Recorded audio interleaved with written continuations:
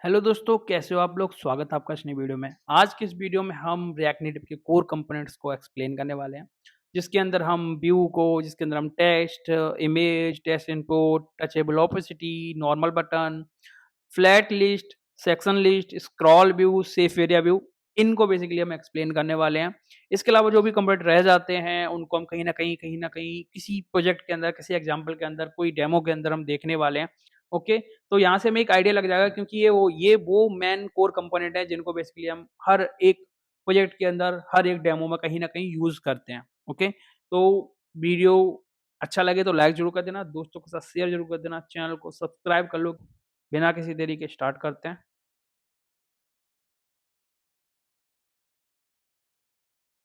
सबसे पहले हम क्या करेंगे, यहाँ पे मैंने एक कोर कंपोनेंट्स नाम का एक हमारा जो कोर कंपोनेंट्स नाम का एक फ़ोल्डर बनाया है, उसके अंदर मैंने एक फ़ाइल बना ली है कोर components.js जिसको हमने यहाँ पे दिखा रखा है और आप यहाँ पे देख सकते हो। ओके? सबसे पहले हम बात करते हैं, पहला कंपोनेंट जो हमारा है, जो हमारे लिए बहुत मेन कंपोनेंट है और जिसकी हेल्प बेसिकली हम लेते ही लेते हैं, वो है हमारा व्यू कंपोनेंट, जो ये कंटेनर का काम करता है। ओके? एक डिव का काम करता है, एक बॉक्स का काम करता है। ओके? सिंपल भाषा में।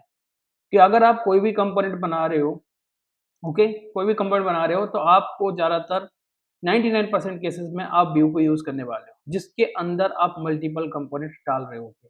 अगर आप सिंगल भी डाल रहे हो तब भी आप व्यू के साथ ही कवर कर रहे होगे। ओके, तो ये क्या है, एक कंटेनर है, एक बॉक्स है जिसके अंदर हम मल्टीपल क्या बनाते हैं, जिसके अंदर मल्टीपल कंपोनेंट्स यूज़ करते हैं। तो ये क्या है, हमारा एक कंटेनर। अब इस कंटेनर की जो मेन प्रॉपर्टी है, वो पहली जो प्रॉपर्टी होती है वो होती है हमारी स्टाइल। ओके, जिसमें जैसे मान लो अभी मैं आपको इनलाइन स्टाइलिंग करके दिखाऊँगा।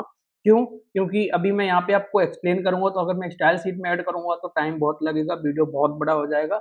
बट आप ये समझो कि इसकी जो मेन प्रॉपर्टी है, पहली तो है हमारी स्टाइल। ओके?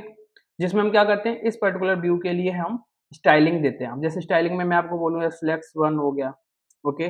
बैकग्राउंड कलर हो गया, यहाँ आप देख रहे हो, ये हो गया। ऐसे बहुत सारी चीज़ें होती हैं, जैसे अगर आप फ्लेक्स 1 नहीं देना चाह रहे, आप हाइट देना चाह रहे हो, हाइट आपने दे दी मान लो 200 और विड्थ आप देना चाह रहे हो लाइक 200, तो वो चीज़ भी चलेगी जैसे आप देख रहे हो ये चीज़। ओके? तो पहली प्रॉपर्टी हमारी क्या है? स्टाइल, जो आप इसको स्टाइल दोगे। दूसरी इसके अंदर प्रॉपर्टी होती है कि आप इसके अंदर ऑन लेआउट वाला है। ऑन लेआउट बेसिकली क्या काम करता है? ऑन लेआउट बेसिकली करता है कि आप जैसे आपने ये कंपोनेंट बनाया, ये एक कंपोनेंट है। इस कंपोनेंट को आप देखना चाहते हो, जैसे आप किसी लिस्ट के अंदर डालोगे तो वहाँ पे, या फिर आप डायरेक्टली पता करना चाहते हो इसकी पोजीशन और इसका साइज़। जैसे यहाँ पे मैंने साइज़ दिया हुआ है ना, हाइट एंड विड्थ कितनी है। तो मान लो आप कभी भी, आप वैसे इसकी नीड नहीं पड़ती है, इसकी नीड ज़्यादातर केसेस में नहीं पड़ती है। बट फिर भी अगर आपको पता करना है इस कंपोनेंट की डिटेल के बारे में, जैसे साइज़ एंड पोजीशन, पोजीशन मतलब X and Y position screen के अंदर, ओके? वो कहाँ है तो इससे पता कर सकते हैं। तो उसके लिए आपको क्या करना होगा, यहाँ पे ऑन लेआउट के अंदर आपको इवेंट मिलता है बेसिकली, इस तरीके से, और इसके अंदर इवेंट मिलता है। अब इवेंट को अगर मैं यहाँ पे console.log करूँ और console.log के अंदर मैं यहाँ पे व्यू का साइज देखना चाहूँ कि क्या है साइज, तो इसमें क्या करूँगा मैं, event dot native event dot layout करके कॉल करना है।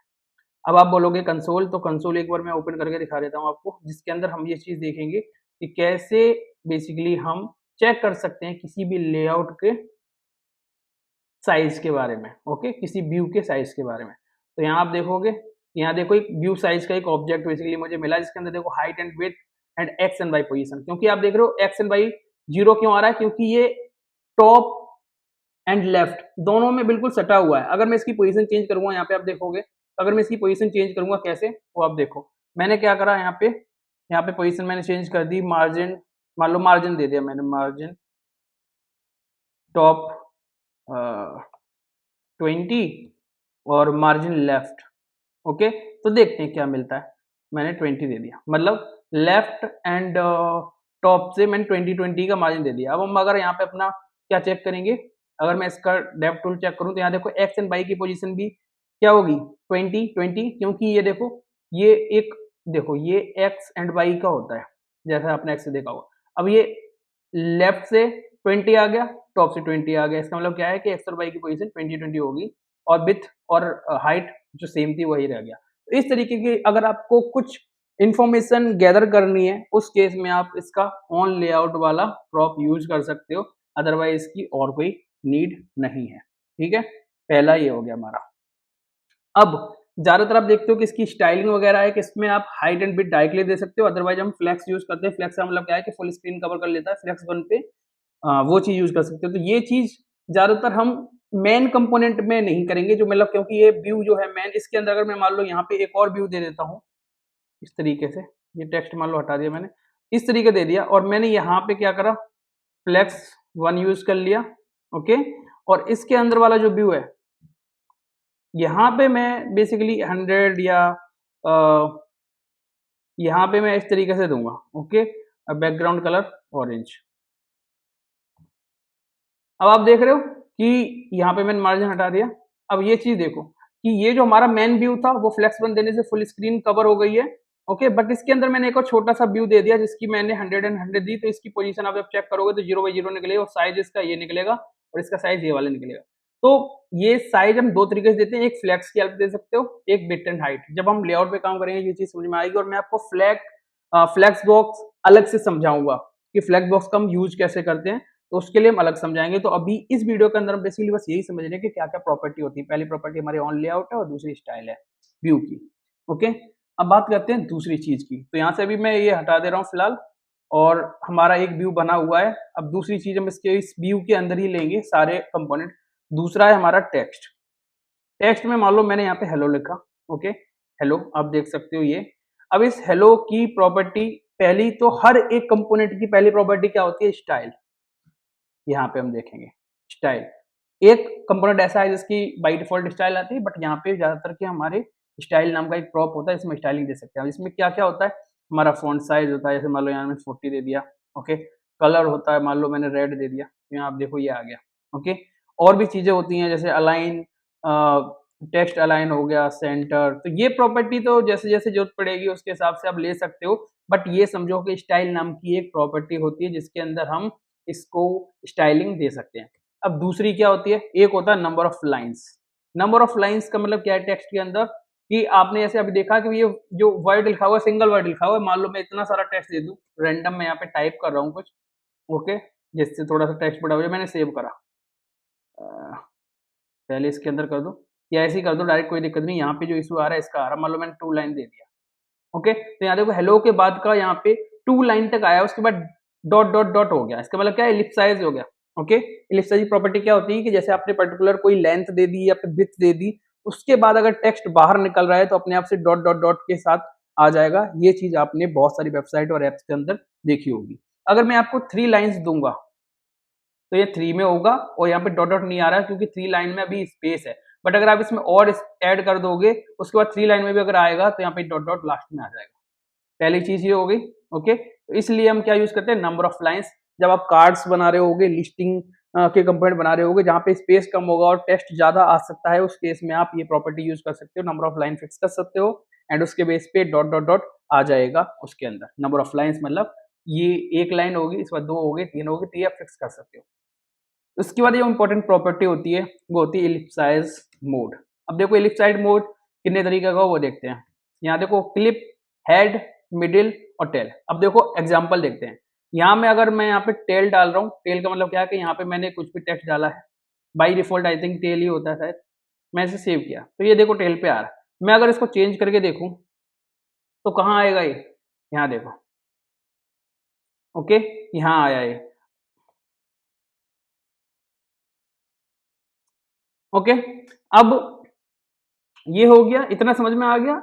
एक चीज और होती है कि अगर आप इसकी जो इलिप्साइज मोड है वो आपने नंबर ऑफ लाइंस के हिसाब से कर दिया, मैं बोलूं कि मैं बिट्स के हिसाब से करना चाहता हूं, जैसे मान लो मैंने बहुत सारा टेक्स्ट दे दिया और यहाँ पे मैं बिट्स दे दूं मान लो 100, तो अब 100 के बाद यहाँ पे इलिप्साइज मोड जो है वो 100 हो गया और नंबर ऑफ लाइन भी मुझे फिक्स करनी होगी, यहाँ पे नंबर ऑफ लाइन 1। तो अब देखो मेरा बिट्स के हिसाब से यहाँ पे फिक्स हो गया 100 पे ही। अगर मैं इसको थोड़ा सा दे दूंगा मान लो 200, तो यहाँ देखो 200 के बाद 3 डॉट दे देगा, पर यहाँ पे लाइन भी 1 है। अगर आप 2 कर दोगे ना तो फिर सेकंड लाइन में जाके उस बिट पे जाके होगा। तो बेसिकली ये आप एक्सपेरिमेंट करोगे तो आपको समझ में आ जाएगा, बट इलिप्साइज मोड यहाँ पे हम इस तरीके से दे सकते हैं। ठीक है, अगली कंपोनेंट की हम बात करते हैं वो है हमारा इमेज। अब देखो इमेज के अंदर हमारी जो मेन प्रॉपर्टी है, पहली है सोर्स, फिर है स्टाइल, ओके, फिर है एक रिसाइज मोड। रिसाइज मोड को आप स्टाइल के अंदर भी दे सकते हो, बाहर भी दे सकते हो। इसके अलावा कुछ फंक्शंस होते हैं बेसिकली, जैसे कि on load, okay, on load start, ये बेसिकली हमें ज्यादा यूज नहीं करने पड़ेंगे, बट ये इमेज को लोडिंग के लिए बेसिकली कॉल करा जाता है कि कब हमारी इमेज लोड हो गई है, कब लोड होना स्टार्ट हुई है, कब लोड होके खत्म हो, मतलब लोड जो हो रहा था वो कब बंद हुआ, ये सारी चीजों के लिए है। तो इसमें अभी हमें नहीं पढ़ना है, जब हम लिस्टिंग वगैरह कब करा रहे होंगे तब मैं आपको इनके एग्जांपल्स दूंगा, तो अभी इनको समझने का कोई फायदा भी नहीं है, क्योंकि मैं ज्यादा इसके एग्जांपल्स आपको अभी नहीं दे पाऊंगा। ओके, तो अभी इसको मान लो मेरे पास क्लोज मैंने कर दिया, और हम एक एक प्रॉपर्टी को समझते हैं। देखो पहली प्रॉपर्टी हमारी क्या है, सोर्स। सोर्स का मतलब क्या है कि इमेज को हमें किस तरीके से दिखाना है। इमेज को दिखाने के दो तरीके हैं, आप एक इंटरनेट यूआरएल की हेल्प से दिखा सकते हो, कोई भी इमेज जो इंटरनेट पे पड़ी हुई है उसकी यूआरएल आप यहाँ पे डाल सकते हो, ओके। दूसरा तरीका है लोकल इमेज, जो आप इसके अंदर क्या कर सकते हो, अपने प्रोजेक्ट के अंदर ऐड कर सकते हो और उसको कॉल कर सकते हो। दोनों के मैं तरीके आपको दिखाऊंगा। पहले मैं आपको दिखाता हूँ कि ये इंटरनेट पे मान लो मैंने ये यूआरएल डाली हुई है, मतलब ये यूआरएल मैंने सर्च की है, इसको हम यूज करते हैं अपने प्रोजेक्ट के अंदर। तो मान लो मैंने यहाँ पे, अब इंटरनेट यूआरएल को यूज करने का तरीका यूआरआई देनी होगी आपको इस तरीके से, ओके, ब्रैकेट यहाँ पे ये देखो कर्ली ब्रेसेस, उसके अंदर यूआरआई नाम का एक की, और उसके अंदर ये वैल्यू पास करनी होगी। बट एक चीज आप देखोगे, मैंने इसे डालने के बाद सेव कर दिया, बट इमेज लोड नहीं हुई, क्योंकि इंटरनेट यूआरएल जो होती है उसमें क्या होता है, अगर आप कोई हाइट एंड विड्थ नहीं दे रहे होते हो तो ये इमेज लोड नहीं होगी। यहाँ पे आपको ये मस्ट है क्या देना, स्टाइल दे के हाइट एंड विड्थ, मान लो मैंने यहाँ पे दी 200 एंड 200, 200 मानो, तो मेरी जो इमेज है वो यहाँ पे दिखने लग गई, ओके, ये चीज समझ में आ गई। बट एक चीज समझना कि अगर इमेज कट रही है या छोटी दिख रही है, मतलब एक्चुअल साइज से, या कुछ भी ऐसी प्रॉपर्टी इसमें हमें रीसाइज करने की जरूरत पड़ती है इमेज को, उस केस में मैं क्या करना पड़ेगा, क्या करना पड़ेगा, रीसाइज मोड यूज करना पड़ेगा, जो हम देख रहे थे, ओके। तो यहाँ पे क्या है कि इंटरनेट यूआरएल के केस में आपको हाइट एंड विड्थ देनी ही है, अदरवाइज क्या होगा कि बाई मिस्टेक हमसे क्या होता है कि हम हाइट एंड विड्थ देते नहीं, और हम यार बहुत देर तक यही सोचते रहते हैं कि इमेज दिख क्यों नहीं रही है, दिख क्यों नहीं रही है। रीजन यही होता है कि हाइट एंड विड्थ देना मैंडेटरी है। रिसाइज मोड जो है इसका देखते हैं। रिसाइज मोड में देखो इतनी सारी प्रॉपर्टी है, ओके, रिसाइज मेथड नहीं, resize mode, okay, resize mode हम देखेंगे, जिसमें देखो हमारे पास center, contain, cover, repeat, stretch. देखो एक एक चीज को समझते हैं। अगर आपकी इमेज, अगर आप चाहते हो कि आपने जो ये साइज दिया है इस साइज में इमेज फिट हो जाए, चाहे वो क्रॉप हो जाए कोई दिक्कत नहीं है, तो आप क्या करोगे, इसमें आप यूज कर सकते हो क्या, कवर, ओके। जैसे मैं बोलूं यहाँ पे देखो, ओके, क्रॉप हो गई, क्रॉप हो गई ना, देखो राइट साइड से क्रॉप है क्योंकि विड्थ कम है, बट उसने पूरा जो हमने कंटेनर दिया उसको घेर लिया। मैं बोलूं कि नहीं भाई एक काम करो, भले ही जो मैंने साइज दिया इसमें फिट होनी चाहिए बट कटनी नहीं चाहिए, मैं क्या करूंगा, यूज करूंगा कंटेन। अब देखो पीछे का जो एरिया है, इमेज कट नहीं रही है, अब इससे ज्यादा वो स्ट्रेच हो नहीं सकती है, तो उसने क्या करा, वो एरिया छोड़ दिया, बट इमेज कंप्लीटली दिखेगी, इसमें क्रॉप होगा नहीं, नो क्रॉपिंग। मैं बोलूं कि यार एक काम करो, मेरी इमेज चाहे जाए स्ट्रेच हो जाए बट दिखनी पूरी चाहिए, तो आप यहाँ यूज करोगे स्ट्रेच, ओके। अब देखो इमेज कैसी हो गई है, बट पूरा कंटेनर लिया, ओके। कंटेनर का साइज कुछ भी हो, तो मान लो मैं सेंटर यूज कर रहा हूँ, अगर मैं इसको साइज थोड़ा चेंज करूंगा तो देखो यहाँ पे ऐसे आई, ओके, और ये सेंटर में दिख रही है, मतलब जो मैंने कंटेनर दिया उसके सेंटर में आ रही है रिसाइज मोड में। मान लो 500 यूज करा, और इसका बैकग्राउंड कलर हम देख सकते हैं, ओके, ये 500 यहाँ से बाहर निकल गया, इस वजह से हुआ दिख रहा है। अगर मैं यहाँ पे 400 यूज करूँ तो देखना, ठीक है। यूआरआई की जगह पे हम लोकल इमेज का क्या दें, पाथ दें, और लोकल इमेज हमने आई थिंक यहाँ पे डाली है कि नहीं डाली है, तो देखना पड़ेगा। एक मैं अपने यहाँ से डाउनलोड से एक उठा लेता हूँ कोई लोकल इमेज, मान लो ये इमेज है, ओके, प्रोजेक्ट के अंदर डाल देता हूँ, R N cos, R N cos, R N cos, ये रही, और इसके अंदर मान लो मैंने इमेज डाल दी, और इसको मैं इसका इमेज ही दिया, ठीक है। लोकल इमेज को रीड करने का जो तरीका होता है वो क्या होता है कि यहाँ पे आप रिक्वायर लगाओगे, यूआरआई की जरूरत नहीं है, और रिक्वायर लगाओगे, रिक्वायर में जाके आपको पाथ देखना है, डॉट स्लैश। अब आपको पता चलेगा कि यहाँ तो आ नहीं रहा पाथ, तो आप एक और डॉट लगाओगे, मतलब ये फ़ोल्डर्स डॉट जो रिप्रेजेंट करते हैं वो फ़ोल्डर्स को करते हैं और किस फ़ोल्डर में इमेज है डायरेक्ट है, तो मान लो मैंने यहाँ पे ऐसे करा, अब यहाँ पे इमेज है डायरेक्ट, 2 फ़ोल्डर मतलब हम क्योंकि हमने बहुत सारे फ़ोल्डर्स के अंदर है ना, एसआरसी के बाद कोर कंपोनेंट इसलिए मेरे 2 लेबल यहाँ पे आए हैं डॉट डॉट के, स्लैशेस 2 लगे हुए हैं, ओके।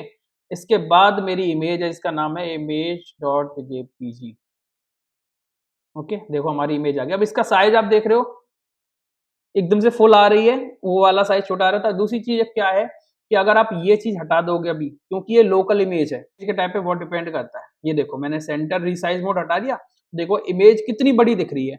जबकि पहली वाली जब हम यूआरएल से इमेज लोड कर रहे थे, उस केस में क्या हो रहा था कि इमेज दिख ही नहीं रही थी। वहाँ पे मैंडेटरी तरह के कि हमारा साइज़ हमें देना होगा, ओके। बट इंटरनेट के केस में नहीं, क्योंकि वो देखो इंटरनेट से आप लोड कर रहे हो, कैसे पता कि डायनामिक तरीके से कि साइज़ क्या होगा, इसलिए क्या है कि वहाँ पे हमें कुछ फिक्स साइज़ देना पड़ता है, इससे उसमें इमेज लोड होती है। यहाँ पे ये लोकल में पड़ी हुई है बेसिकली, तो इसको ये चल जाता है। इस केस में क्या है कि आपको डिफ़ॉल्ट साइज़ देना है तो डिफ़ॉल्ट, अदरवाइज़ इस तरीके से साइज़ देके कर सकते हो। तो ये बस यही चीज़ें हैं इमेज को लोड कराने के तरीके, ओके। अगला कंपोनेंट है हमारा टेक्स्ट इनपुट। टेक्स्ट इनपुट, अभी हमने क्या देखा था? इनपुट। टेक्स्ट इनपुट का मतलब क्या है कि यूज़र से इनपुट लेना टेक्स्ट का। अब देखो जैसे मैंने यहाँ पे डाला है ये, इसके नीचे इमेज के नीचे, तो आप देख रहे हो कुछ भी नहीं दिख रहा है। इसकी मैंने एक प्रॉपर्टी होती है हिंट दिखाने के लिए प्लेस होल्डर। हिंट का मतलब क्या है कि आपने ये टेक्स्ट इनपुट लिया है, उसमें जैसे आपने बहुत बार अब कोई फॉर्म वगैरह साइन अप करते हो या कुछ भी करते हो, वहाँ पे आप देखते हो कि लिखा होता है एंटर ईमेल और बहुत लाइट से शब्दों में लाइट कलर में लिखा होता है। इसमें यहाँ पे एंटर ईमेल आप देख, तो लाइट से कलर में लिखा हुआ है लाइट ग्रे में, ओके। बट और कुछ चीज़ नहीं दिख रही। इससे ये पता चल रहा है कि यहाँ पे कोई टेक्स्ट इनपुट यूज़ हो रहा है, बट हमने कोई स्टाइल नहीं दी है। तो पहली चीज़ क्या होगी? Place holder. दूसरा हो गया हमारा स्टाइल। अब स्टाइल से आप क्या स्टाइल दे सकते हो? मान लो मैंने 300 विड्थ दे दी, हाइट दे दी 50, ओके। और बॉर्डर विड्थ का मतलब क्या है? बॉर्डर देना। तो यहाँ देखो ये बॉर्डर दिख रहा है ना कि ये टेक्स्ट इनपुट है, इसमें लिखा हुआ है एंटर ईमेल, इस तरीके से है। अब इसमें और भी प्रॉपर्टीज़ होती हैं। और भी प्रॉपर्टी क्या कि मतलब क्या है कि एक हो गया कि आप जो ये अभी आप यहाँ पे मैं इस पे क्लिक करूँगा तो देखो कीबोर्ड हमारा इस केस में आई थिंक ये हमारा आईओएस में कीबोर्ड ओपन नहीं होता है, रियल डिवाइस में होता है, बट यहाँ पे कीबोर्ड है बेसिकली। तो ऐसे ही अगर आपको नंबर करवाना है या कुछ और करवाना है तो कीबोर्ड जब ओपन होता है ना, तो उसमें आपने देखा होगा बहुत बार जैसे यूपीआई वगैरह का आप कोई भी फ़ोन यूज़ कर रहे हो, यूपीआई वगैरह के पे आप पेमेंट वगैरह कर रहे हो, तो वहाँ पे हमारे सिर्फ़ डिजिट्स आते हैं। वो किससे पता चलता है? कीबोर्ड टाइप से। वो कीबोर्ड यहाँ पे देखो इतने कीबोर्ड टाइप हैं। इनमें से आप यूज़ कर सकते हैं जैसे नम न्यूमेरिक हो गया, फ़ॉन्ट पैड हो गया, अगर आपको यूज़ करना है, अगर वो डिफ़ॉल्ट डिफ़ॉल्ट आप ईमेल एड्रेस वगैरह ऐड कराना चाहते हो, तो उस केस में यहाँ पे कीबोर्ड टाइप है, तो यहाँ पे मान लो अगर मैं न्यूमेरिक यूज़ कर रहा हूँ, तो जो हमारा कीबोर्ड टाइप ओपन होगा, जो कीबोर्ड ओपन होगा बेसिक कैसे होगा? न्यूमेरिक वाला होगा, ओके? नंबर पैड भी आप यूज़ कर सकते हो। ठीक है? तो ये कीबोर्ड टाइप प्रॉपर्टी हमारी है। इसके बाद क्या है कि और जो मेन प्रॉपर्टी है इसकी कि आप वैल्यू को दिखाओगे कैसे और चेंज कैसे पता करोगे कि किसी वैल्यू में चेंज हो रहा है, जो यूज़र टाइप कर रहा है। तो एक वैल्यू होती है, एक प्रॉपर्टी होती है वैल्यू नाम की। इस तरीके से मान लो स्ट्रिंग होता है बट ये ऐसे होता है। दूसरा आता है on change text. On change text के अंदर क्या है कि जो यूज़र टाइप कर रहा है वो बेसिकली हमें मिलता है। अब इन दोनों को हैंडल हम करते हैं जब हम कंपोनेंट वगैरह यूज़ करते हैं तो इसके अंदर हम हैंडल जैसे मान लो मैं वैल्यू में डायरेक्टली अभी मैं कुछ डाल दूँ गौरव, तो यहाँ वैल्यू में दिखेगा, गौरव दिख रहा है ना? ये यूज़र टाइप करना चाहता था बट ये यहाँ पे मैं डायरेक्टली मैंने दे दिया। एक तो ये चीज़ हो गई, ठीक है? दूसरी जब मैं कुछ टाइप करूँगा तो यहाँ पे दिखेगा। अब इसके लिए क्या है कि हुक यूज़ होता है जिससे हम क्या करते हैं, उस हुक के हेल्प से वैल्यू के चेंजेस होने और स्टोर करने के लिए यूज़ करते हैं। जब हम हुक्स पढ़ेंगे पूरा, उस टाइम पे हम इसको यूज़ करेंगे। अगर मैं आपको छोटा-सा एग्ज़ाम्पल दूँ कि भई हुक्स कैसे यूज़ करते हैं, मान लो मैंने यहाँ पे क्या है ये, मान लो नेम लिया, set name, okay? Use state hook use कर रहा हूँ मैं, ओके? जिसके अंदर मैंने एम्प्टी रखा हुआ है और यहाँ पे मैं न्यूमेरिक की जगह पे कीवर्ड नॉर्मल यूज़ कर रहा हूँ। वैल्यू की जगह पे मैं क्या करूँगा, नेम और यहाँ पे सेट नेम के अंदर जो भी टेक्स्ट वो कर रहा है, मिल रहा है हमें फंक्शन के पैरामीटर, वो डाल देंगे। इससे क्या है कि अब जो भी यूज़र टाइप करेगा, वो सारा हमें यहाँ पे मिलेगा और नेम नाम के स्टेट के अंदर सेट हो जाएगा, जिससे हम एपीआई वगैरह में अगर कहीं भेज रहे होंगे, तो उसको भेज सकते हैं। ठीक है? एक होता है सिक्योर एंट्री, जैसे बहुत बार आपने देखा है कि आप क्या कर रहे हो, आप टेक्स्ट इनपुट यूज़ कर रहे हो, पासवर्ड के लिए, तो आप चाहते हो कि वहाँ पे डॉट डॉट डॉट आए। जैसे मैं आपको एग्जांपल देता हूँ, सिक्योर आइडेंटिटी ट्रू करा मैंने, अब देखो ये सारे डॉट डॉट डॉट में बदल गए। इसका मतलब क्या है, ये सिक्योर होगा, कोई देख नहीं पाएगा। अगर मैं इसको फॉल्स कर दूं तो ये नॉर्मल क्या रह गया, नॉर्मल इनपुट रह गया, तो कोई भी देख सकता है मैं जो भी टाइप कर रहा हूँ। ओके, एक चीज ये हो गई, हमारा चेंज हमने देख लिया, ये हो गया। इसको हम डिसेबल भी कर सकते हैं। ओके, एडिटेबल, एडिटेबल मैं चाहता हूँ कि मान लो मेरा अभी टेस्ट इनपुट को कोई एडिट ना कर सके, कोई बहुत सारी कंडीशन में होता है ऐसा, तो मैं इसको फॉल्स कर सकता हूँ एडिटेबल को। एडिटेबल को अगर मैं ट्रू करूंगा तो ट्रू हो जाएगा। ठीक है, एक होता है ऑन सबमिट, फंक्शन की बात करें तो एक ऑन सबमिट एडिटिंग। जब यूजर, मान लो कि मैंने क्या करा, यहाँ पे जब आप क्लिक करते हो तो आप देखा ना, जब हमारा कीबोर्ड ओपन होता है तो राइट साइड में यहाँ पे बटन आता है, टिक का, राइट का, गो का, बहुत सारे आते हैं। तो वो बेसिकली जब उस पर क्लिक करते हो तो ये वाला ऑन सबमिट एडिटिंग वाला जो हमारा फंक्शन है ये कॉल होता है, और उस टाइम पे आप क्या कर सकते हो, एपीआई वगैरह हिट कर सकते हो। तो इनके एग्जांपल हम आगे देखेंगे जब हम फॉर्म वगैरह बनाएंगे। बट अभी के लिए समझ लो कि जब हम यूजर कीबोर्ड के अंदर राइट साइड में टिक वगैरह का, डन का बटन होता है, उस पर क्लिक करने पे हमारे ये वाले फंक्शन बेसिकली कॉल होता है। और उन बटन को कैसे हम चेंज कर सकते हैं वो भी मैं आपको आगे बताऊंगा, तो अभी टेंशन मत लेना। ठीक है, इसमें भी बेसिकली हमारा जो होता है नंबर ऑफ लाइन होता है, जैसे टेक्स्ट के अंदर था, सेम चीज है। ओके, तो अगर आपको नंबर ऑफ लाइंस की जगह पे बेसिकली आप यहाँ पे जैसे मैंने लिखा, मैं यहाँ पे और टाइप करूँ कुछ भी, तो अगर मुझे ये दूसरी लाइन में लेके जाना तो मैं यहाँ पे मल्टी लाइन ट्रू कर दूंगा।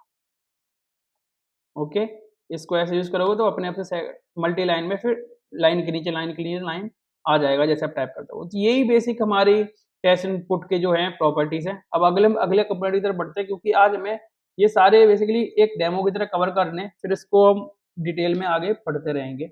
ओके, अगला है हमारा टचेबल ऑपेसिटी, प्रेसेबल कंपोनेंट।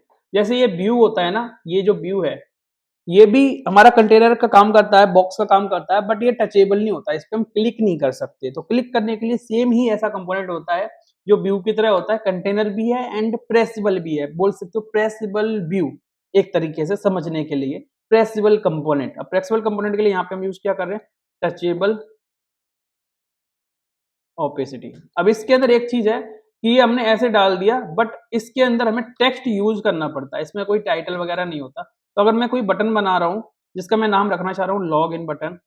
ओके, अब इस लॉग इन को बटन बनाया, जैसे हमने स्टाइल में व्यू के अंदर ऐसे स्टाइल दी, वैसी सेम चीज है। यहाँ पे आप बिट दे दोगे मान लो 200, और आपने हाइट हाइट दे दिया आपने 50, बैकग्राउंड कलर आपने ऑरेंज, और प्रॉपर्टी क्या यूज करो टेक्स्ट को सेंटर करने के लिए, justify content, align items centre. इसको जब मैं आपको फ्लैग बॉक्स वगैरह ये सारी चीजें सिखा रहा हूँ तब ये प्रॉपर्टीज आपको सिखा दूंगा, जस्टिफाई अलाइन आइटम, तो टेंशन मत लेना, अगला वीडियो वही आएगा। अब देखो ये मेरा बटन बन गया, और ये बेसिकली क्या है, क्लिकेबल है। इस पर मैं क्लिक कर रहा हूँ तो देखो प्रेस हो रहा है, बट व्यू पे जब मैं इस क्लिक कर रहा हूँ कुछ नहीं होगा, क्योंकि वो प्रेसेबल नहीं होता। तो एक बटन बनाने का तरीका कैसा है कि आप टचेबल कंपोनेंट यूज कर सकते हो। ओके, जिसकी हेल्प से आप बटन बना सकते हो। इसमें आपको बाई डिफॉल्ट एक टेक्स्ट अंदर चाइल्ड लेना पड़ता है, चाइल्ड कंपोनेंट, तभी आप बटन बना सकते हो। ओके, अब चाहे वो टेक्स्ट हो, इमेज हो, कुछ भी हो, कोई दिक्कत नहीं, क्योंकि ये तो कंटेनर है, इसके अंदर आप कुछ भी डाल सकते हो। बट ये प्रेसेबल है तो इस पे प्रेस किया जा सकता है, और प्रेस करने के लिए आपको यूज करना होगा ऑन प्रेस नाम का फंक्शन, जिसके अंदर आप कोई भी फंक्शन कॉल कर सकते हो। जब भी आप, जैसे मान लो मैं यहाँ पे बोलूँ कि क्लिक करने पे मुझे एक अलर्ट दिखना चाहिए, क्लिक्ड नाम का, क्लिक्ड, तो जब मैं इस पे क्लिक करूंगा तो देखो अलर्ट दिख रहा है, क्लिक्ड। ओके, दूसरा बटन बनाने का तरीका होता है बटन, एक चीज और थोड़ा सा प्रॉपर्टीज में बता दूं, जैसे कि इसको डिसेबल्ड भी कर सकते हो। आप चाहो कि इस पे क्लिक ना हो, तो अगर मैं डिसेबल्ड को ट्रू कर दूंगा तो देखो अब मैं इस पे प्रेस करूंगा तो कुछ भी नहीं हो रहा, इसका मतलब क्या है कि क्लिक हो ही नहीं रहा। बट अगर मैं इसको हटा देता हूँ डिसेबल्ड को, तो ये क्लिक होने लग जाएगा। दूसरा चीज आप देख रहे हो कि जब मैं इस पे क्लिक कर रहा हूँ तो एकदम से ये प्रेस होने का ना एक एनिमेशन तो दिखा रहा है, इफेक्ट दिखा रहा है, टचेबल इफेक्ट। इसको मैं कम कर सकता हूँ किसकी हेल्प से, ओपेसिटी। ओके, एक्टिव ओपेसिटी से। अगर इसको 1 दे दूंगा तो देखो इस पे क्लिक करूंगा तो क्लिक तो हुआ, बट इस पे कोई इफेक्ट नहीं आया। जैसे जैसे ये 0 से 1 के बीच में होता है, अगर मैं इसको 0.5 दूंगा तो ये फिर भी दिखेगा, बट कम दिखेगा। बट 0 का मतलब क्या है कि फुल्ली दिखेगा, देखो। ओके, तो इस तरीके से इसकी प्रॉपर्टी को हम यूज कर सकते हैं। अगला बटन बनाने का जो तरीका है वो है हमारे पास बटन, बटन नाम का ही बटन। ये बेसिकली इसमें हम स्टाइल नहीं देते, बाय डिफॉल्ट बटन स्टाइल के साथ आता है। इसमें हमें देना होता है टाइटल, टाइटल में मान लो मैंने दे दिया साइन अप। ओके, यहाँ देखो ये आया sign up, colour, test colour हो गया इसके अंदर। अब इसकी बाई डिफ़ॉल्ट स्टाइल होती है, प्रॉपर्टी होती है colour, title, on press. Okay, by default का मतलब क्या है कि जो डिवाइस पे डिपेंड करता है। अगर आपका एंड्रॉयड होगा तो बाई डिफ़ॉल्ट आई थिंक ये ब्लू कलर का आएगा इसका background colour. Okay, but and iOS के अंदर ये इसमें बैकग्राउंड कलर नहीं आ रहा है। तो देखो ज़्यादातर केसेस में क्या होता है कि हम जो बटन बनाते हैं वो टचेबल ऑब्वियसली और टचेबल के ही जो अदर वेराइटीज़ हैं, touchable without feedback, with feedback, इस तरीके की चीज़ें हैं, उनको ही हम यूज़ करते हैं। सेम तरीके से इसके अंदर टेक्स्ट वगैरह देके, इसी तरीके से स्टाइल देके हम इसको कम प्रेफ़र करते हैं। मतलब इसको यूज़ हम करते नहीं क्योंकि इसको कस्टमाइज़ नहीं कर सकते ज़्यादा, जैसे हम टचेबल ऑब्वियसली को कर रहे हैं। ओके, तो बेसिकली हमें यूज़ करना है वो कौन करना है? टचेबल ऑब्वियसली बटन के केस में। ओके, टचेबल ऑब्वियसली हमें यूज़ करना है। अब हम बात करते हैं स्क्रॉल व्यू की, पर स्क्रॉल व्यू से पहले मैं एक चीज़ और यूज़ करना चाहता हूँ, जो है हमारा फ्लैट लिस्ट। तो मान लो मैं फ्लैट लिस्ट की बात करूँ, फ्लैट लिस्ट कब काम आता है? जैसे आपने देखा होगा कोई भी आप इंटरनेट पे कोई भी ऐप यूज़ कर रहे हो, ई-कॉमर्स का हो, लाइफ़स्टाइल कुछ भी हो, फूड का हो, कुछ भी हो, तो लिस्टिंग फेसबुक, इंस्टाग्राम, लिंक्डइन सब में लिस्टिंग है डेटा की, कि आप स्क्रॉल करना, बस आप स्क्रॉल करते रहते हो, रील्स वगैरह हो गई। तो जो स्क्रॉल आप देख रहे हो ना, स्क्रॉल के अंदर जो लिस्टिंग दिख रही है किसी भी पर्टिकुलर चीज़ का, रील्स रील्स की हो, वीडियोज़ की हो, लिंक्डइन पोस्ट की हो, वो हम किसकी हेल्प से करते हैं? अगर नेटिव के अंदर ऐप बना है, तो वो फ्लैट लिस्ट की हेल्प से करते हैं। Okay, flat list. अब वो फ्लैट लिस्ट होती क्या है? देखो यहाँ पे, मैं एक फ्लैट लिस्ट का यहाँ पे मान लो मैंने एक कंपोनेंट लिया फ्लैट लिस्ट, इसके अंदर 3 प्रॉपर्टी मेन है। जैसे हमारी एक डेटा होगी जिसके अंदर आपको एरे देना होता है। अगर आपने जावास्क्रिप्ट पढ़ा है तो लिस्ट ऑफ जो आइटम्स का एरे होता है वो देना होता है। जैसे मान लो मैं डेमो के लिए यहाँ पे भी बस ऐसे ही एक डमी सा एरे बना दे रहा हूँ। दूसरी प्रॉपर्टी होती है रेंडर आइटम। रेंडर आइटम का मतलब क्या है कि जो आप एरे दे रहे हो, उस एरे के लिए जो हमें आइटम दिखाना है, हर एक आइटम के लिए लेआउट जो दिखाना है वो बेसिकली हम इसकी हेल्प से दिखाते हैं। जैसे मान लो मैं यहाँ पे एक व्यू यूज़ कर रहा हूँ, ओके, और इस व्यू को मान लो मैं स्टाइल दे रहा हूँ with 300, height 50, justify content centre. इसके अंदर मैं एक टेक्स्ट यूज़ करूँगा, ओके, सेंटर में अलाइन आइटम्स सेंट। ये जो हम मैं प्रॉपर्टीज़ यूज़ करता हूँ ये आपको याद करनी पड़ेंगी, ओके, तभी काम बनेगा क्योंकि मैं हर एक तो एक्सप्लेन नहीं कर पाऊँगा आपको, बट आपको ये याद करनी पड़ेगी। ओके, यहाँ देखो दिख रहा है ना मार्जिन टॉप, और यहाँ पे मैंने एक टेक्स्ट यूज़ कर लिया जिसमें मान लो मैं दिखा रहा हूँ आइटम प्लस इंडेक्स, और इंडेक्स बेसिकली यहाँ पे मान लो मैं प्लस 1 करके दिखा रहा हूँ, कुछ इस तरीके से आइटम 1 2 3। अब ये देखो आइटम लिस्टिंग दिख रही है ना, लिस्टिंग दिख रही है ना ये बस यही लिस्ट है बेसिकली जो फ्लैट लिस्ट यूज़ करते हैं। इसको हम प्रॉपर वे में पूरा लेआउट बनाते हैं, फुल स्क्रीन पे दिखाते हैं, बट अभी के लिए समझ लो कि छोटी सी लिस्ट है ये, ओके, ये स्क्रॉल हो रही है। इस तरीके से हम फ्लैट लिस्ट यूज़ करते हैं। इसकी अदर प्रॉपर्टीज़ भी हैं, जैसे कि हमारा की एक्सट्रैक्टर, ये बेसिकली हर एक आइटम को एक यूनिक आईडी देने के लिए यूज़ होता है। जैसे मान लो मैंने यहाँ पे आइटम और इंडेक्स ले लिया, ओके, अब देखो यूनिक आईडी बनी है इस तरीके से, ठीक है। चलो अभी इतना समझ लेते हैं कि यूनिक आईडी देने के काम आता है।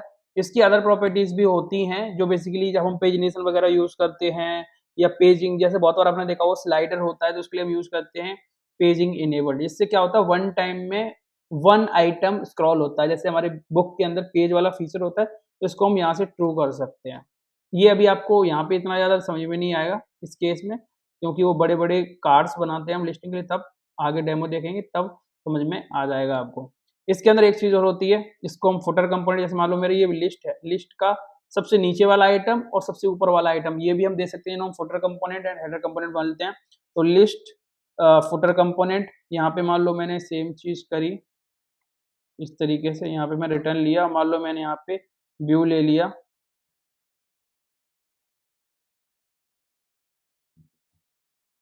और मैं चाहता हूँ ये व्यू जो है वो थोड़ा-सा स्टाइल में कैसे दिखे, कि विड्थ हो गई मान लो 300, जो भी हमने काट के दी, कुछ भी दे सकते हो, और हाइट 50, और इसका बैकग्राउंड कलर रेड, और मैं ये क्या दिखाना चाहता हूँ, मान लो मैं लिस्ट के लास्ट में दिखाना चाहता हूँ।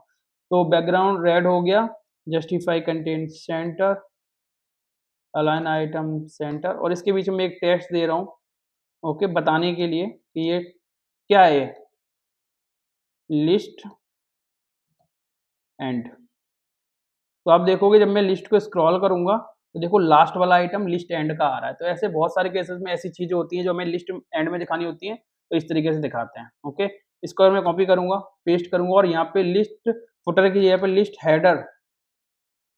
हेडर कंपोनेंट देना है, तो यहाँ पे लिस्ट स्टार्ट नाम का आप दे सकते हो, और ये चीज लिस्ट के सबसे ऊपर आएगी।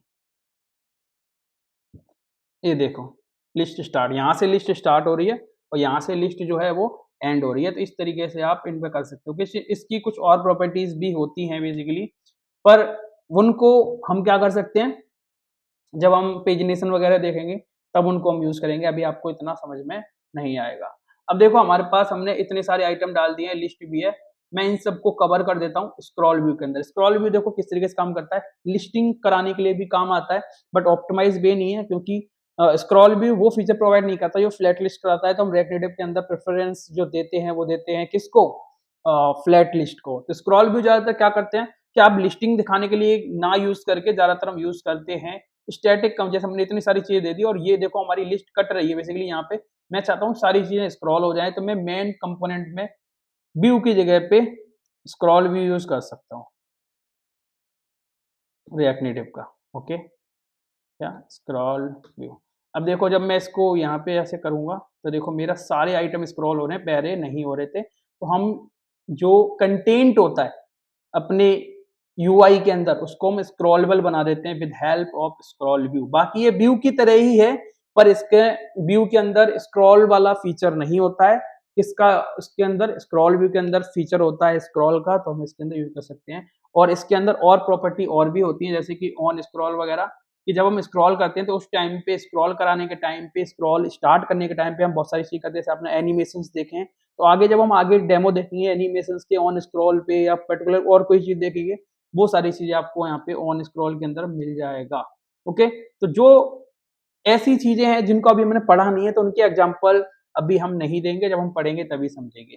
ठीक है, स्क्रॉल व्यू क्या करता है, कंटेंट को स्क्रॉल करवाने के काम आता है, क्योंकि व्यू के अंदर कोई स्क्रॉल का फीचर नहीं होता है। ठीक है, ये चीज हो गई। अब आता है, देखो हमने सारी चीजें देख ली, फ्लैट लिस्ट भी देख लिया, स्क्रॉल व्यू भी देख लिया। तो हम क्या करते हैं, एक प्रॉपर्टी और देखते हैं, safe area view. Safe area view का मतलब क्या, कि देखो यहाँ पे मैंने स्क्रॉल करा, ये देखो ये नोच वाला एरिया है जो आजकल हर एक मोबाइल के अंदर आ रहा है, और देखो यहाँ पे आईफोन में नीचे ये जो बटन आ रहा है इस एरिया में भी आ रहा है। तो यहाँ पे आप क्लिक करोगे तो ये तो ऐप तो बंद हो जाता है, पर ये यहाँ पे क्लिकेबल मतलब सही से काम करेगा नहीं लेआउट पे। तो यहाँ पे मैं क्या चाहता हूँ कि लेआउट अपने इस नोच एरिया को बचा दे मेरी लेआउट, और नीचे वाले एरिया को बचा दे, इसके अलावा बने। तो मैं क्या कर सकता हूँ, स्क्रॉल व्यू की जगह पे मान लो मैं अगर स्क्रॉल व्यू भी यूज करना है तो वो सेफ एरिया व्यू के अंदर स्क्रॉल व्यू यूज कर सकते हैं। तो सेफ एरिया व्यू आप रेक्टेटिव से कॉल कर दोगे। अब इससे क्या होगा कि देखो ऊपर और नीचे का एरिया बच जाएगा, देखो नीचे का एरिया बच गया और ऊपर का जो एरिया था यहाँ से स्टार्ट हो रहा था वो यहाँ से हो रहा था, ये नोच वाला एरिया हमने अवॉइड कर दिया। इसे हम बोलते हैं सेफ एरिया व्यू। ओके, बहुत सारे फोन पहले जो आते थे जिनमें से नोच नहीं होता था तो डायरेक्टली उनमें फिर मैं अप्लाई करने की जरूरत नहीं पड़ती थी सेफ एरिया व्यू। बट अभी के केस में हमें अगर ऐसा कुछ लेआउट बनाना है इसमें हम चाहते हैं कि नोच एरिया बच जाए, उस केस में हम सेफ एरिया व्यू यूज करते हैं। ओके, बाकी ये व्यू की तरह है, स्टाइल वगैरह सारी प्रॉपर्टीज वही सब चीजें हैं, बट ये सेफ एरिया है। ये हो गया। ओके, इसके अलावा और हम क्या यूज कर सकते हैं कंपोनेंट में, अगर मैं बात करूं तो फ्लैट लिस्ट देख लिया, सेफ एरिया व्यू हमने देख लिया, स्क्रॉल व्यू हमने देख लिया, बटन देख लिया, टचेबल ऑपेसिटी देख लिया, टेक्स्ट इनपुट देख लिया, इमेज देख लिया हमने, टेक्स्ट देख लिया हमने, और व्यू देख लिया है। ओके, इसके अलावा एक सेक्शन लिस्ट और होती है। सेक्शन लिस्ट का मतलब क्या है कि जो हमने अभी जो लिस्ट बनाई हुई है, यहाँ देखो जो हमने लिस्ट बनाई हुई है, ये लिस्ट में सिर्फ और सिर्फ आइटम है सेम लेआउट के, इनमें कोई हेडिंग्स नहीं है। बट आपने बहुत सारे ऐप ऐसे देखे होंगे जिनके अंदर क्या है कि क्या होता है, हेडिंग भी होती है फिर उसका आइटम होता है। जैसे मैं यहाँ पे स्क्रॉल व्यू भी लगा देता हूँ, इसे थोड़ा स्क्रॉल कर पाऊँ मैं ढंग से। अब मैं एग्जांपल दूं तो देखो यहाँ पे हूँ मैं और ये लिस्ट है, ये लिस्ट में देखो यहाँ पे आइटम है, उसके बाद मैं चाहूँ या कैटेगरीज का होता है ना, मान लो मैंने फोन्स दे दिया, उसके बाद 4 फोन के आइटम है, देन मैंने कार्स दे दी या कुछ क्लोथ्स दे दिए, उसके क्लोथ के आइटम आ गए, फिर मैंने मोबाइल दे कुछ टॉयज़ दे दिए, उसके आइटम आ गए, तो ये हेडिंग विद आइटम, इसको हम फ्लैट लिस्ट की हेल्प से भी बना सकते हैं, ऐसा नहीं है कि बना नहीं सकते हैं, बट उसमें क्या होगा कि नेस्टेड फ्लैट लिस्ट लगानी पड़ सकती है या लेआउट में और छेड़खानी करनी पड़ेगी, बट अगर सिंपल वे बताऊँ तो क्या है कि हम सेक्शन लिस्ट यूज़ कर सकते हैं, ओके? सेक्शन लिस्ट यूज़ करने के लिए मान लो मैं यहाँ पे हूँ, मैं फ्लैट लिस्ट के नीचे यहाँ पे सेक्शन लिस्ट लगा लेता हूँ एक, सेक्शन लिस्ट है तो फ्लैट लिस्ट की तरह ही, इसके अंदर हम सेक्शंस देते हैं। सेक्शंस में हमें बेसिकली 2 प्रॉपर्टी देनी होती है, एक होता है डेटा, डेटा का मतलब जो हम एरे दे रहे थे फ्लैट लिस्ट के अंदर वो वाला, दूसरा होता है टाइटल, जैसे मान लो मैंने कैट क्लोथ्स दे दिया, सेम चीज़ है मैं एक और बार यहाँ पे मान लो डेटा मैंने दे दिया, इसके अंदर मैंने एक और डमी डेटा देख के कुछ एरे बना दिया और इसके अंदर जो टाइटल रखा, टाइटल वो मान लो मैंने मोबाइल्स रखा, ओके? ये प्रॉपर्टी होगी पहली तो सेक्शन हो गई और इसके अंदर क्या होता है सेम रेंडर आइटम वाला हो गया, जो रेंडर आइटम हम यहाँ यूज़ कर रहे थे मोबाइल के लिए तो मैंने यहाँ पे रेंडर आइटम मोबाइल वाला यूज़ कर रहा हूँ। ये हो पूरा ही कॉपी कर लो इसका, फ्लैट लिस्ट वाला जो रेंडर आइटम यूज़ कर रहे थे वही हम यहाँ पे यूज़ कर ले रहे हैं, ओके? और यहाँ पे मैं क्या कर रहा हूँ, अब देखो item 1, item 2, item 3 okay? Section header भी हमें करना पड़ता है, तो सेक्शन हेडर के लिए हमें क्या करना होगा, यहाँ पे सेक्शन हेडर यूज़ करो, जो हमने वो दिया है, टाइटल दिया है, ओके? तो सेम चीज़ इसकी भी प्रॉपर्टी वही होगी,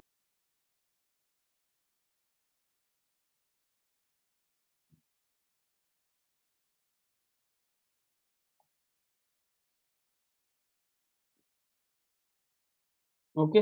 यहाँ रिटर्न के अंदर हम लेआउट दे सकते हैं, मान लो मैं यहाँ पे टेक्स्ट दे रहा हूँ सिर्फ़, टेक्स्ट में मैं क्या करूँगा टाइटल यूज़ करूँगा।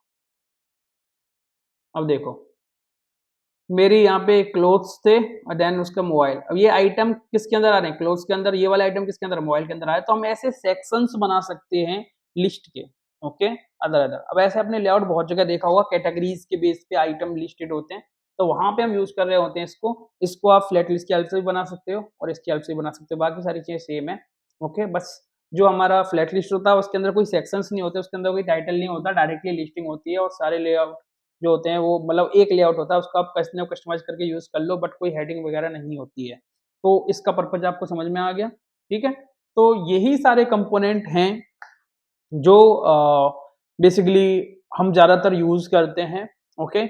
और इसके अलावा कोई कंपोनेंट जो और बचे हुए हैं, उनको हम कहीं न कहीं एग्ज़ाम्पल्स में यूज़ करेंगे क्योंकि हर एक कंपोनेंट को एक्सप्लेन करना थोड़ा टाइम ज़्यादा लगेगा एंड आपको भी बोरिंग लगेगा क्योंकि हम यूज़ नहीं कर रहे होंगे। जैसे-जैसे हम लेआउट पे काम करेंगे, प्रोजेक्ट्स पे काम करेंगे, कहीं न कहीं वो सारे कंपोनेंट यूज़ होंगे, उस टाइम पे हम उसको एक्सप्लेन करेंगे। तो आई होप आपको वीडियो अच्छा लगा होगा। लाइक ज़रूर कर देना, चैनल को सब्सक्राइब कर देना। तो मिलते हैं नेक्स्ट वीडियो में, तब तक के लिए बाय।